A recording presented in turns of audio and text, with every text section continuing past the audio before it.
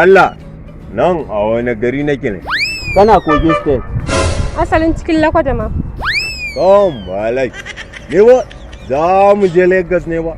A can, motar mu ta tsaya. Ni kuma, na ɗan tsaya na ɗan zuƙan sholi na da ɗan sigari na.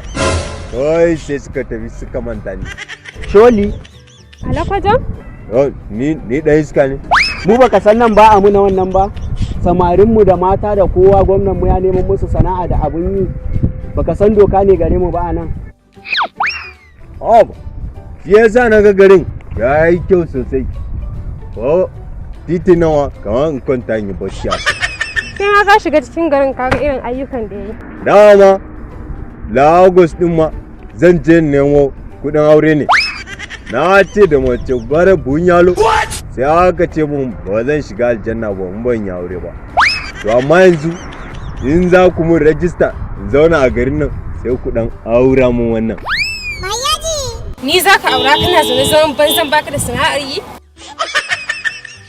In dai kana son ka aure ta, ka tabbatar ka zaɓi Yahaya Bello a matsayin shugaban ƙasa 2023 a jam'iyyar APC.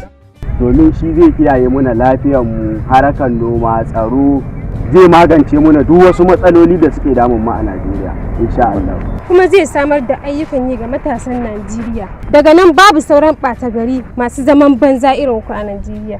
Hannuma in ya ci zaɓe zai mu aure. Zai ma aure. Oh, wala. Ga wannan.